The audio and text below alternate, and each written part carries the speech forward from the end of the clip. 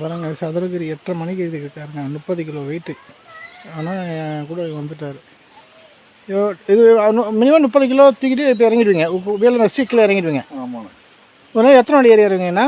ஒன்று இந்த ஒரு வாட்டி தான். ஆமாம். எவ்வளோ ஒரு கொடூரமான கஷ்டப்படுற தொழிலாக இருக்குது பாருங்கள். 8:30 மணிக்கு ஏறி இருக்காரு. 3 மணி நேரங்க, 30 கிலோ வெயிட்டு தூக்கி 3 மணி நேரம் இது வந்திருக்காரு பாருங்க. அண்ணன் பாருங்கள் எவ்வளோ பெரிய சிலிண்டர் தூக்கினாரா. இது ஃபுல்லாக எம்டியாண்ணா? எம்டியா? கீழே எப்போறீங்க? இப்போ கீழே இறங்குது. சரி சரி.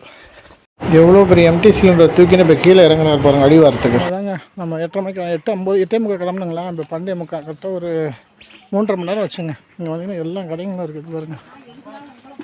இன்றைக்கி கீழே தண்ணி பொருள்லாம் வாங்கணும்னு அவசியமே இல்லை. தெரியும், வர எல்லா இடத்துலையும் கடைங்க இருக்குது, எது வேணால் வாங்கிக்கலாம்.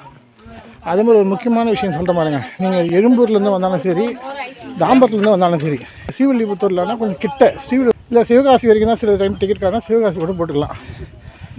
அதாவது விருதுநகர் தாண்டி தான் ஸ்ரீவில்லிபுத்தூர் சிவகாசி வரும். நீங்கள் சிவகாசி, ஸ்ரீவில்லிபுத்தூர், விருதுநகர்லேருந்து வந்தால் கொஞ்சம் டிஸ்டன்ஸ் அதிகம். அதேமாதிரி விருதுநகரில் பார்த்தா காலைல 6 மணிக்கு தான் பஸ் இருக்குது. நீங்கள் நெல்லை எக்ஸ்பிரஸில் வந்தீங்கன்னா 4:30 மணிக்கு வந்து இறக்கிடுவோம். ஆனால் உங்களுக்கு 6 மணிக்கு தான் பஸ் இருக்கும் விருதுநகர்லேருந்து. ஸ்ரீவில்லிபுத்தூரில் வந்தால் கொஞ்சம் கிட்ட கன்வென்ட்டாக இருக்கும்.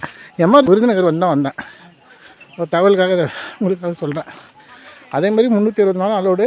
மழை காலங்களில் திடீர்னு வனத்துறை வந்து பக்தர்கள் போகக்கூடாதுன்னா அது நியூஸில் அலோட் பண்ணுறாங்க.